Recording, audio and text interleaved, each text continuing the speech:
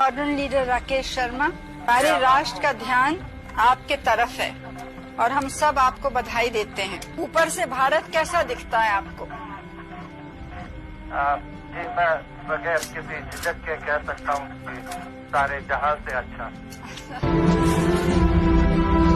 ये जो नेता कहते हैं कि अंग्रेजी नहीं होनी चाहिए, उनके पास जाइए, उनसे पूछिए भैया आप ये बात तो अच्छी कर रहे हो, मगर आपका बेटा कौन से स्कूल में जाता है? क्या इंग्लिश मीडियम में जाता है? हाँ या ना? हाँ। इनके सारे के सारे बच्चे, अमित शाह जी से लेकर इनके सब चीफ मिनिस्टर के बच्चे इंग्लिश मीडियम स्कूल में जाते हैं और भाषण देते हैं कि भैया अंग्रेजी किसी को बोलनी नहीं चाहिए। ये नहीं चाहते हैं कि हिंदुस्तान का गरीब मजदूर का बेटा अंग्रेजी सीखे, क्योंकि वो चाहते हैं कि आप बड़े सपने ना देखो, आप मजदूरी से बाहर ना निकलो। इसीलिए ये आपसे कहते हैं अंग्रेजी मत पढ़ो। मैं ये नहीं कह रहा हूँ कि हिंदी नहीं पढ़नी चाहिए, हिंदी पढ़नी चाहिए, मराठी पढ़नी चाहिए, सब हिंदुस्तान की सब भाषाएं पढ़नी चाहिए। मगर अगर आप बाकी दुनिया से बात करना चाहते हो, चाहे वो अमेरिका के लोग हो, जापान के लोग हो, तो वहाँ हिंदी काम नहीं आएगी, वहाँ अंग्रेजी ही काम आएगी। और हम चाहते हैं कि हिंदुस्तान के गरीब से गरीब किसान का बेटा एक दिन जाकर अमेरिका के युवाओं से कंपटीशन करे और उसी की भाषा में उसे हराए। ये हमारा दृष्टिकोण है। तो आपने उसको ट्विस्ट किया ना, उसमें तो लिखा उन्हें उपद्रवी को, आपने अपना जात भी बता दिया कि आप अग्रवाल हैं। सारी दुनिया आपको केजरीवाल समझ रही थी, आपने अपने आप को अग्रवाल बताना शुरू कर दिया। सारा ट्विस्ट मैंने ही किया सर,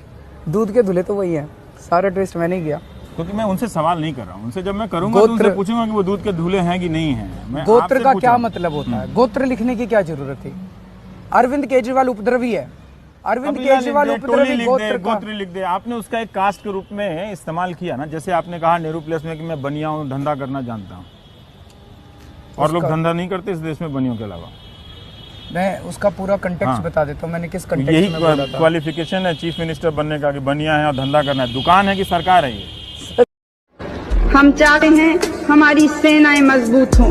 किस लिए? किसी पे हमला करने के लिए नहीं, हम अपनी सीमाओं को बचाने के लिए, अपने देश को सुरक्षित रखने के लिए।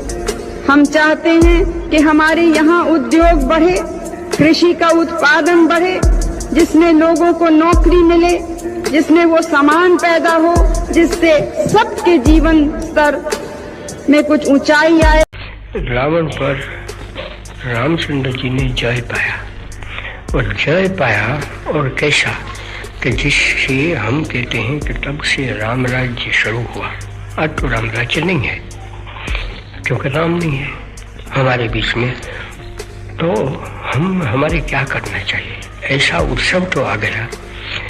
हमारे जो राम और रावण का युद्ध है, वो किताबों में तो ये है कि बाहर का युद्ध है, क्योंकि हमारे भीतर में आसुरी संपत्ति भी है और दैवी भी है। दैवी संपत्ति है, उसका अधिष्ठाता राम है, और आसुरी संपत्ति है, उसका अधिष्ठाता रावण है। तो राम और रावण के बीच में युद्ध चलता है। तो हमारे भीतर में वो दोनों अच्छा और बुरा पड़ा है, तो वो युद्ध में राम जीत जाता है, तो ईश्वर का जय होता है। वो विरासत ये थी कि अगर सत्ता में बैठे हुए किसी राजनेता के खिलाफ भ्रष्टाचार के आरोप लगे और उन आरोपों को प्रथम दृष्टि में साधारण माना जाए, आगे जांच करना आवश्यक हो, तो फिर ऐसे व्यक्ति के लिए उसका मामला अदालत में भेजने के साथ साथ उस व्यक्ति को अपने ऊंचे पद से हट जाना चाहिए, स्वेच्छा से त्याग पत्र दे देना चाहिए। टीटी कृष्णमाचारी से लेकर और अभी हवाला कांड तक इस परंपरा का पालन हुआ। 50 साल में हमने प्रगति की है, इससे कोई इनकार नहीं कर सकता। चुनाव के दौरान वोट मांगते हुए, सरकार की नीतियों पर कठोर से कठोर प्रहार करते हुए, पुरानी सरकार की नीतियों में आलोचना करने के लिए लायक बहुत सामग्री थी। हर जगह मैंने ये कहा कि मैं उन लोगों में से नहीं हूं कि 50 वर्ष की उपलब्धियों पर पानी फेर। ऐसा करना देश के पुरुषार्थ पर पानी फेरना होगा। ऐसा करना देश के किसान के साथ अन्याय करना होगा, मजदूर के साथ जाति करनी होगी, आम आदमी के साथ भी वो अच्छा व्यवहार नहीं होगा। माना कि तेरी दीद के काबिल नहीं हूँ मैं।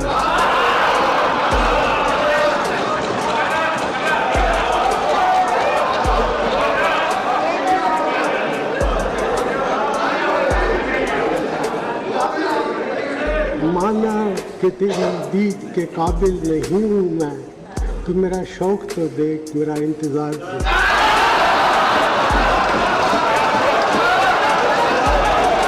आप उर्दू जबान समझते हैं बहुत अच्छी तरह से, और शेरों में बहुत बड़ी ताकत होती है अपनी बात को आसानी से सहजता से कहने की। आज एक शेर पूछ करके मैं आपसे जवाब पूछना चाहती हूँ। तू इधर उधर की ना बात कर, ये बता कि काफिला क्यों लूटा। तू इधर उधर की ना बात कर, ये बता कि काफिला क्यों लूटा। हमें रहबरों से गिरा नहीं, तेरी रहबरी का ख्याल है, तेरी रहबरी। You know, I worked with two prime ministers, okay? When I was a president, I had to work with Vajpayee ji and Manmohan Singh ji. Vajpayee ji, I have seen with him, half I worked, 50% with him in 5 years, 50% with Manmohan Singh ji. Now, Manmohan Singh is an expert in the field, in the finance. No doubt he is an expert in the field. So I value his judgment on the economy and all, and his suggestion to various issues, and that respect I have got for him. Whereas Vajpayee ji takes fast decisions, okay? Fast decisions. So this my mind says, these are two different. I hope both are complementary. चिंता नहीं है कि मैं जीवित रहूं या नहीं रहूं, मेरी लंबी उम्र रही है, और मैं ये इस पर मुझे अगर गौरव किसी चीज पर है तो इस पे है कि सारा जीवन मेरा सेवा में गया, केवल इसके गौरव है और किसी चीज पे। और जब तक मुझ में सांस है तब तक सेवा ही में जाए, और जब मेरी जान जाएगी तो मैं कह सकती हूँ कि एक एक खून का खतरा जितना मेरा है, वो एक एक खून एक भारत को जीवित करेगा, भारत को मजबूती देगा। और मेरी आशा है कि नौजवान हो या महिलाएं हो, ये सब इसको आज सुन। अगर कोई भी प्रदेश, कोई भी कौम कमजोर होती है तो क्या केंद्रीय सरकार को उससे लाभ हो सकता है, या वो केंद्र सरकार की भी कमजोरी हो जाएगी? क्योंकि हमारी मजबूती हमारे प्रांतों की मजबूती पर निर्भर है। केंद्र क्या है? क्या केवल दिल्ली शहर है, या दिल्ली में सेक्रेटेरिएट है, या प्रधानमंत्री का दफ्तर है? केंद्र तो एक ऐसी जगह है जो सब लोगों को संग रख सकती है। देश की सुरक्षा जिसकी जिम्मेदारी है, देश के सब लोगों को न्याय मिले वो उसकी जिम्मेदारी है। कि ये ना हो कि जो जोरदार है वो ज्यादा ले ले, चाहे व्यक्ति हो, चाहे प्रांत हो, या कुछ और। लेकिन असली ताकत हमारी तो प्रदेशों में है।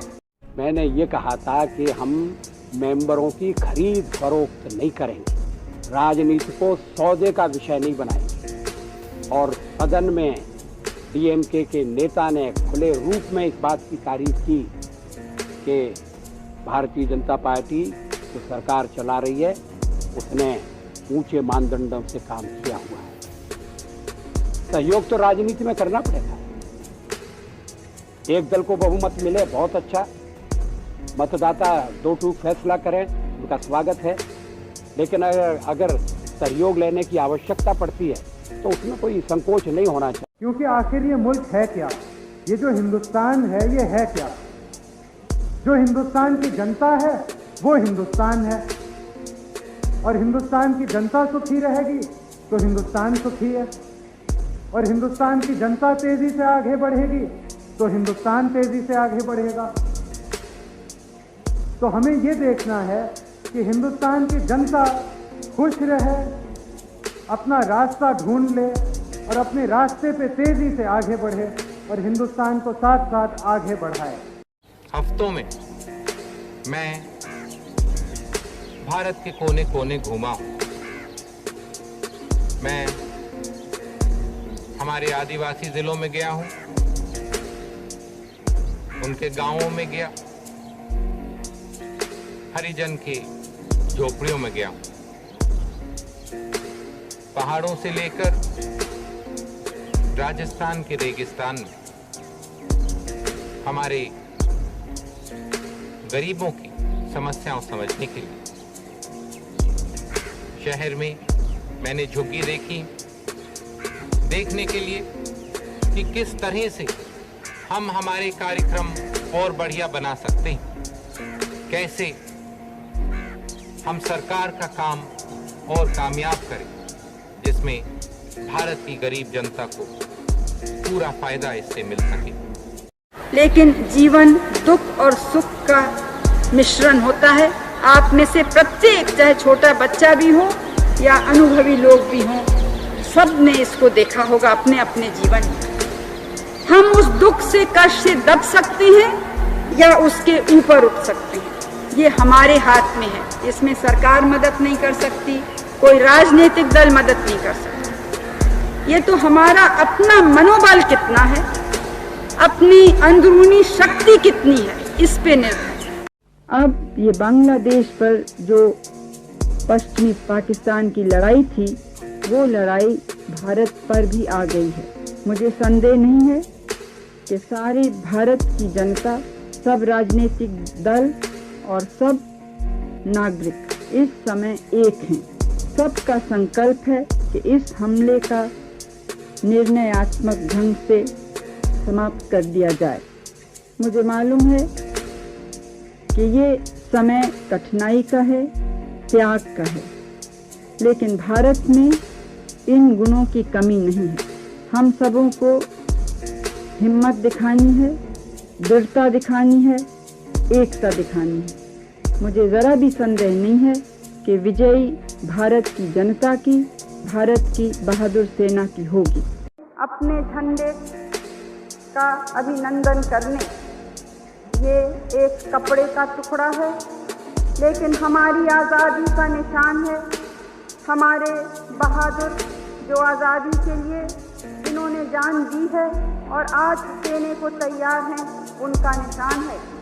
आज हम जहां पर हैं, वहां पहुंचने के लिए लाखों भारतवासियों ने कुर्बानियां दी हैं। हमारी तरक्की और खुशहाली की बुनियाद हमारे स्वतंत्रता सेनानियों, हमारी सेना के बहादुर नौजवानों, हमारे किसानों, हमारे मजदूरों और हमारे वैज्ञानिकों के त्याग, बलिदान और मेहनत पर रखी गई है।